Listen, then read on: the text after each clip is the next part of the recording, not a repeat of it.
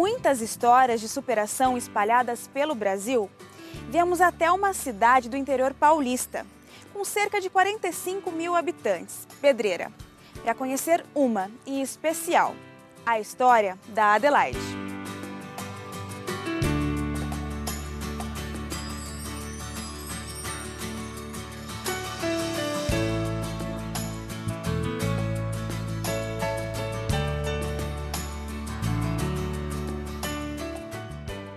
Casada e mãe do João Miguel, Adelaide alcançou várias graças. A primeira delas foi a gravidez. Quando a gente soube que estava grávida, depois de uns dias eu tive um sangramento. E aí nós achamos que tinha tido um aborto. Aí no exame, no ultrassom, constava mesmo um aborto, né? Até eu tenho ultrassom, tá lá escrito aborto retido, que é o aborto espontâneo, né? E aí a gente levou esse resultado pro médico, o obstetra que acompanhava na época. Aí ele resolveu esperar mais uma semana. Né? Na sala ainda ele falou pra gente que ele não acreditava só em exames, ele acreditava em milagres também, né? Aí, dado uma semana, ele pediu uma nova ultrassom e ele falou, se realmente não aparecer nada nesse dia, a gente faz a curetagem. E aí a gente foi fazer a ultrassom e tava lá, né? Batendo, normal, né? Porque o primeiro órgão que é formado é o coração, né? Então tava lá batendo com os batimentos cardíacos normais. E isso você tava de quantos meses?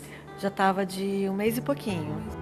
E aí no dia que a gente foi fazer o último exame dele, o médico chamou a gente que ia fazer a cesárea, ele falou assim que estava correndo um risco, né? Porque ele estava muito pequeno, o cordão umbilical já estava enrolado no pescoço. Eu já estava em repouso, já fazia 1 mês e pouco, em repouso absoluto, na cama mesmo. Porque se eu levantasse para ir no banheiro, a pressão já subia. Entre todos os riscos, o João Miguel nasceu perfeito e saudável.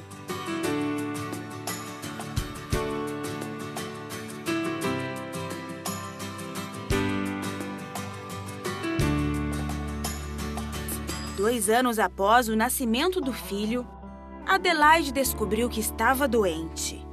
Os sintomas começaram a aparecer e, através de um exame, descobriu um tumor maligno no intestino.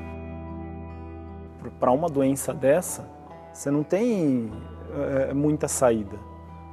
Você tem 2 caminhos, ou você aceita ou você não aceita. Entendeu? E a gente escolheu aceitar, porque aceitando, pelo menos, é uma maneira também da gente se abandonar naquilo que Deus está preparando. Foi necessária a primeira cirurgia. Mas eu rezei, eu pedi assim, para Deus que cuidasse. Né? Eu sempre pedia para que Deus assim, me deixasse cuidar do meu filho. Sempre pensava nele. Falava assim, que me dê a saúde, me dê a possibilidade de ficar com ele até ele ter uma idade, né?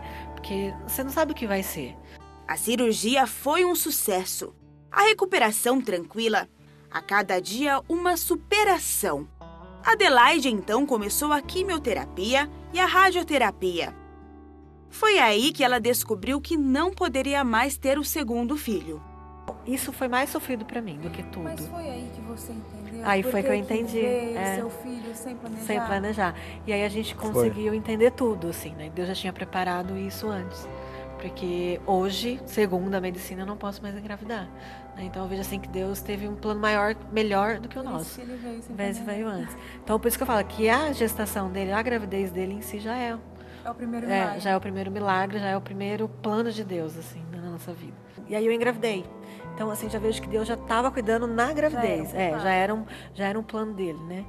Ainda bem que ele teve esse plano bem antes do que a gente, porque senão não sei hoje. Depois de 4 meses de tratamento, outra notícia triste para a família.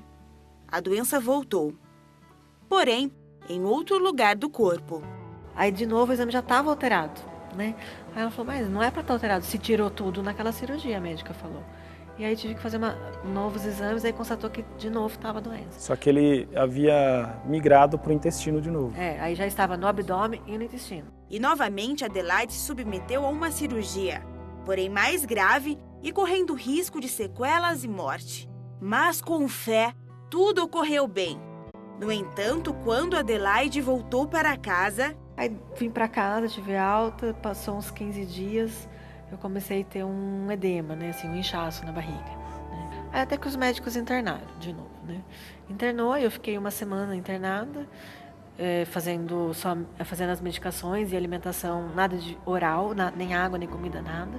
Aí eles descobriram que tinha uma fístula aberta dentro da barriga, mas também falaram que não tinha o que fazer, porque não poderiam me abrir de novo ali e tentar estancar aquela fístula, né? Os médicos que tomavam conta dela, a médica responsável, falou que eles estavam tentando combater uma infecção, né?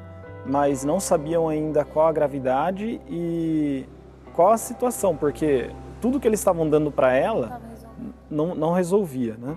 Eu estava consciente, mas ao mesmo tempo eu já não estava ali. Parece que eu estava desligada. Tudo que aconteceu naquela terça-feira, naquele dia, eu já não lembro. Eu lembro alguns flashes da família chegando. Eu não lembro o que eu conversei, que nem minha prima fala que eu liguei para ela, o Renato fala que eu liguei para ele. Faz um ano. Um ano. Foi no dia 24 de julho do ano passado.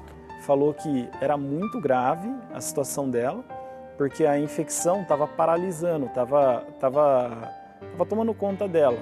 E ela não conseguia, eles não conseguiam concentrar a medicação, né? Aí, numa conversa que teve com a Adelaide falou, eu não aguento mais, eu quero descansar. Daí a médica falou, para a gente fazer você descansar, a gente vai ter que te induzir a um coma. E naquele momento ela falou, então eu quero isso, eu quero descansar. Foi quando a médica procurou a gente e falou, olha, a única maneira que a gente tem para combater a infecção é colocar ela em coma. Eu falei, tá bom, mas qual será a gravidade? A médica falou, olha, o risco existe de ela não voltar ou de ficar alguma sequela. A gente não tem como avaliar isso agora. Primeiro é fazer ela dormir e tratar, tentar controlar essa infecção. Eles estavam convictos que iam perder ela, porque a infecção eles não sabiam qual era a gravidade dela, mas sabiam que estava acabando com ela. Em todo esse tempo que ela ficou em coma, eu não me permiti ter a dúvida de que ela poderia não aguentar, entendeu? Com muitas pessoas que eu conversei, pregações que a gente faz, tudo, eu nunca me permiti dar a dúvida. Antes de dormir, ia lá na cozinha, acendia uma vela para ela, cantava uma musiquinha, rezava, né? Porque o João Miguel é uma criança abençoada e ele sabia que a mãe dele tinha ido no médico, né? E ele falava, nossa, a mamãe está demorando no médico, né? E não, mas ela vai voltar. A gente cantava umas 2, 3 musiquinhas para ela. Até do Excelso, né? Maria Leva. Maria Leva. Acendia a vela, isso aí era ritual nosso, todo dia a gente fazia. E sempre na certeza de que ia voltar. Maria, leva nosso clamor para o teu filho, nosso Senhor, para que possível possa acontecer pela mamãe.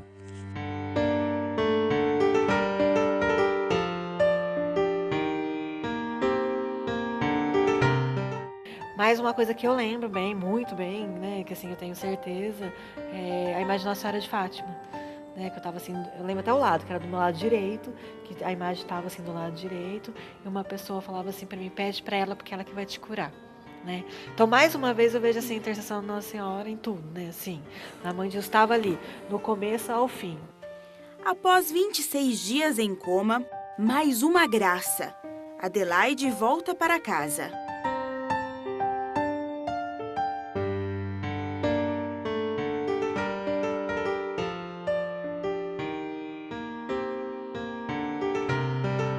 Tinha que me dar comida na boca, tinha que me dar água na boca, tinha que me dar banho, tinha que trocar minha fralda, tudo.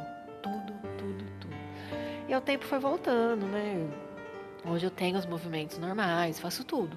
Eu tenho ainda um pouco de dificuldade na perna esquerda, porque afetou um nervo, mas nada assim que hoje me paralise.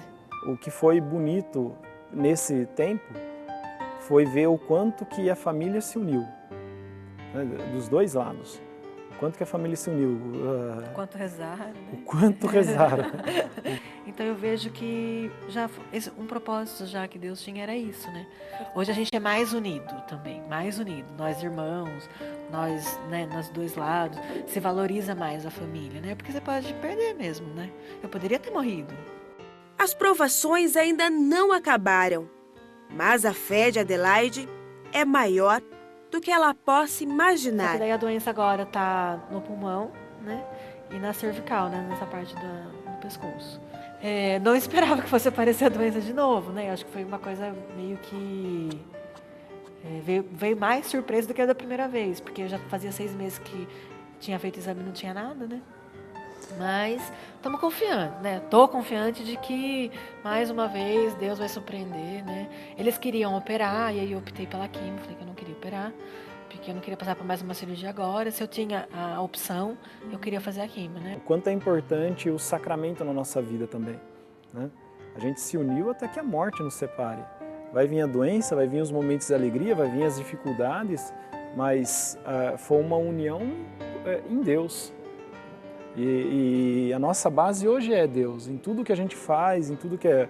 Depois, com a doença, a gente se uniu ainda mais. A doença, teoricamente, popularmente, é uma desgraça? Seria, né? Mas você tem que aprender a olhar com outros olhos, né? Com os olhos humanos, talvez fosse mesmo o fim, talvez não tivesse outra saída, talvez eu tivesse morrido. Mas, assim, é a entrega, sabe? É viver isso em Deus. Né? A tirar o proveito daquilo que Deus está, né? Nem tudo é ruim. E nem assim, eu segui minha vida, sabe? Eu faço tudo. Eu tento levar minha vida o mais normal possível. E pela fé, Adelaide e toda a família supera os percalços da vida a cada dia. É deixar Deus cuidar, aceitar, se abandonar no amor de Deus e deixar Ele realizar, né? Sem ficar criando grandes expectativas para tanta coisa, não, é pouca coisa.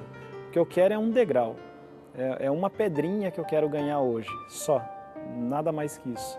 Foi a fé mesmo, foi Deus, né? Foi eu acreditar de que o propósito era maior, de que isso ia passar, de que Deus tem algo além, né, do que isso, né? De que não era um castigo, que não era uma desgraça, mas que era uma oportunidade de eu usar disso, de usar da minha fé. Eu acho que não é você esperar o milagre acontecer para você acreditar no milagre.